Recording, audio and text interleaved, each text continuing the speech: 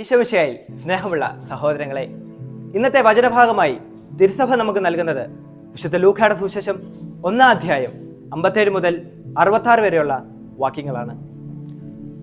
സുവിശേഷത്തിൽ യോഹന്നാന്റെ നാമകരണവുമായി ബന്ധപ്പെട്ട കാര്യങ്ങളാണ് വിവരിക്കുന്നത്. യഹൂദ ആചാരമനുസരിച്ച് നവജാത ശിശുവിന് പിതാവിൻ്റെ പേരായ ദൈവം അനുസ്മരിച്ച് എന്ന അർത്ഥമുള്ള സക്രിയ എന്ന് നൽകാനായിരുന്നു ബന്ധുജനങ്ങളുടെ ആഗ്രഹവും തീരുമാനവും.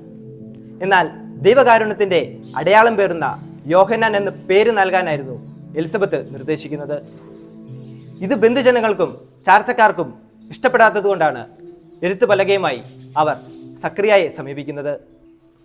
ദൈവകാരുണ്യത്തിൻ്റെ ഊടുവഴികൾ മനസ്സിലാക്കിയ സക്രിയയും തൻ്റെ മകനെ നിർദ്ദേശിച്ച നാമം യോഹന്നാൻ എന്ന് തന്നെയായിരുന്നു. പേരിന് ഒരുവിൻ്റെ ജീവിതത്തിൽ വലിയ അർത്ഥവും പ്രാധാന്യവുമുണ്ട്. പേരിലൂടെ ഒരുവിൻ്റെ വ്യക്തിത്വം നിർണയിക്കപ്പെടുകയും ദൗത്യം വെളിപ്പെടുകയും ചെയ്യുന്നു. അബ്രാഹാം ആയതും ശിമയോൻ കേപ്പ ആയതും സാവുൾ പൗലോസ് ആയതുമെല്ലാം പേരിൽ ഉൾച്ചേർന്നിരിക്കുന്ന ദൗത്യ നിർവഹണത്തെ സൂചിപ്പിക്കുന്നു.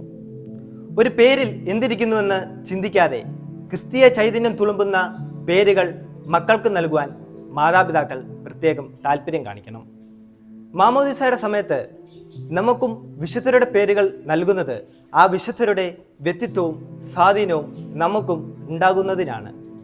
ഈ വിശുദ്ധരുടെ പ്രാർത്ഥനാ സഹായം തേടി ഈ ക്രിസ്മസ് ദിനം നമുക്കൊരു അനുഭവമായി മാറട്ടെ എന്ന് ആശംസിച്ചുകൊണ്ട് നിർത്തുന്നു. നന്ദി.